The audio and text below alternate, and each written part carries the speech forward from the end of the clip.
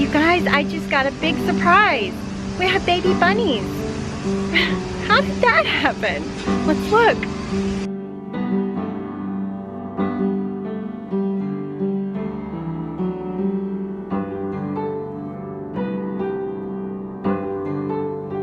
Oh, there's a sweet little one. Okay. Well, I put hay in the nest box. Let's get that in.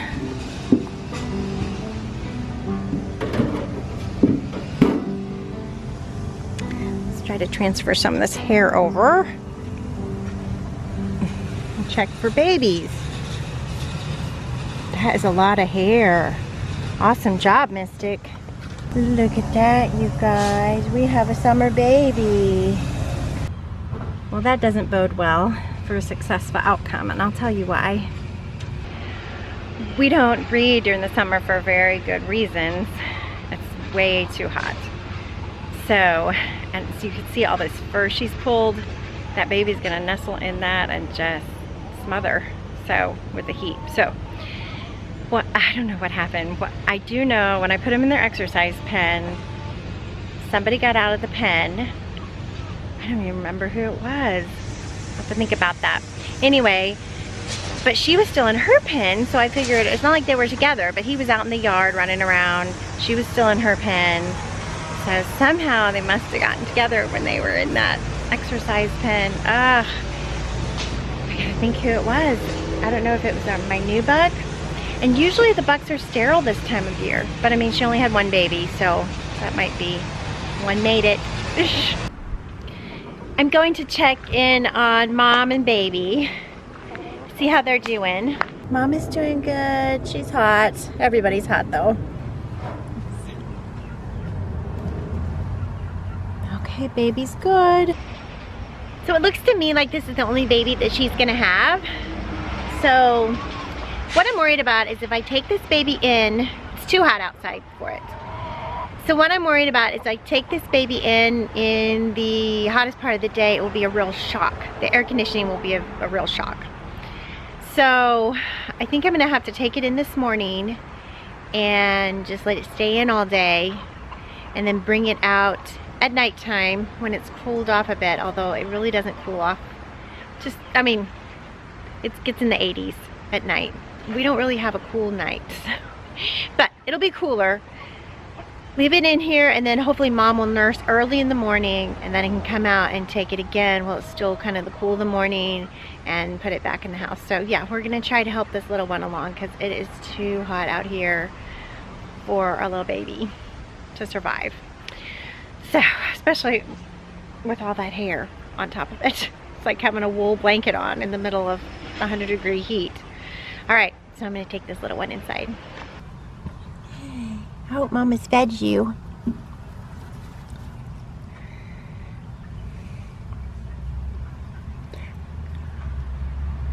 I think Mama's fed her or him because kind of got a round belly. Got a fat belly, so I think he's been fed, or she. All right, let's get you inside. I really want her to be a girl because a sad thing happened this weekend. My good friend had the rabbitry and they started air conditioning it. They added an air conditioner. This is the first summer for their air conditioner. And everything was going great. And their daughter shows rabbits. She's a really sweet girl. She shows rabbits. And she shows mine. And she wins. So anyway, their air conditioner went out unexpectedly. And it went from, you know, stay there. It went from in the 80s to 105 in 15 minutes. So they started losing rabbits. They lost quite a few rabbits, and pregnant ones are about to give birth. It was just heartbreaking, and thank goodness Cheyenne, the daughter, was away at the water park that day, so Mama had to put her mama pants on and get that cleaned up, and she had to put some out of their misery that were suffering. She couldn't revive, and so it was just, she said she cried the whole, just tears streaming down her face the whole time, you know, she's working on this, and she had to get the rabbits out because it was getting hotter and hotter. And you know, the cages are attached, so she had to find places for them outside, you know, so I was just heartbreaking. And what a thing. And you don't really, I wouldn't have thought of it. I told her, don't you dare beat yourself up about this, because I would not have thought of the air conditioner going out, you know, in the rabbitry, and how hot it would get so fast out here, because it's in the hundreds every day. So I'm hoping this little baby is a doe, because I would love to give them a new doe, give her a new start, and you know, get her breeding again. So cross your fingers that this baby's little girl. She's kind of looking around for her baby, but rabbits aren't really like other animals in that they just feed their babies like 5 minutes early in the morning and then 5 minutes around dusk, and then they leave the babies, they leave the den so that it won't attract the scent to predators in the den, so it leaves the babies to be safer if they're by themselves all day. So they just curl up there and stay there. So it's a little bit different than like cats and dogs and like that. So hopefully she won't miss baby too much, she won't get freaked out, and I will bring baby back tonight. I also don't have to worry about the scent of touching the little one, my scent on the little one, because yeah, it's just, they're not bothered by it. They'll still nurse just fine, so don't have to worry about that. Whew, it's heating up out here, you guys. It is still in the hundreds during the day. Not fun to garden in, so I'm just gardening in the early mornings these days. But I wanted to really quick hop in here before we start the garden off for fall and show you like the 5 superstars that do really good in my summer garden that I rely on for food during the hotter than hell time. Here they are, folks. The first one is eggplant. It just keeps going even in the heat. I got a really cool variety there. Isn't that beautiful? Almost ready to pick. And then this one's the purple variety. Isn't that gorgeous? Ooh, that is almost ready. Yay, eggplant. Eggplant for dinner, maybe. The next one is Egyptian spinach. Egyptian spinach, or it's called makaluha, something like that. I'll write it down below, and I'll put links for all these in the description so you can check them out and get seeds for your next summer harvest. Anyway, Egyptian spinach is amazing green in the summertime, doesn't bat an eye to drought. It puts down a long taproot. In fact, I haven't even put it in one of my raised beds. Let me show you. I didn't want to waste space in my raised bed, so I just planted it right here in the back of the pathway. And look at that. Loves it. So much food. Now, I don't put it in salads, like I don't eat it very much fresh because it's kind of flat leaves, so it just kind of all bunches together. But I do put it fresh in green smoothies. We have a lot of those. And then I put it in, saute it in my eggs every morning. I saute it in stir-fry dishes. So yeah, it's great stuff. Wonderful food for the summer. The next one, number 3, is hot peppers. Look at that, you guys. Isn't that beautiful? Got cayenne. I've got red Caribbean habaneros. That one's still green. There's some orange ones over there.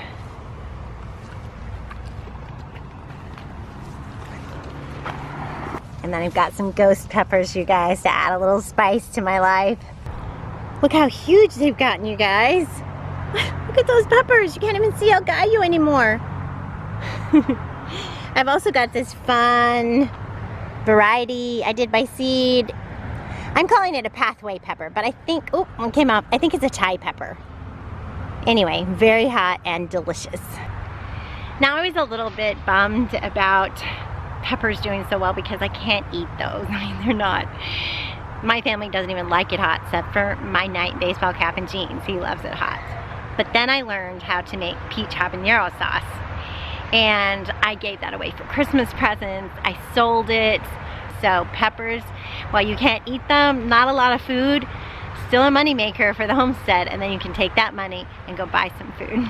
The next thing is sweet potato greens. It rocks all during the summer. And while I'm waiting for my wonderful sweet potatoes, I can eat the greens. So I clip them off. I saute them again with eggs. I saute them in stir-fry dishes. Just saute them and eat them by themselves. And the secret to sweet potato greens, you guys, is coconut cream. Put a little coconut in there, coconut cream, and yum, they're amazing. The next thing that really rocks in the summer garden is purslane. Believe it or not, these little leaves are edible. In salads, fresh. They're tasty and they're super good for you. And once you get it established, it comes up in surprising places. The next thing in the summer garden that is a serious food staple for my family is okra. Normally, but not this year. I planted it along here, along the outside of the garden, and out of sight, out of mind. I keep forgetting to water it, you guys, so it is not grown very big.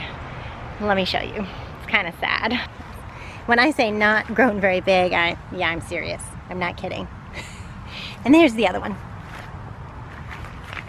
And it was gonna be a red variety too, so sunflower needs to get out of the way. I need to cut that.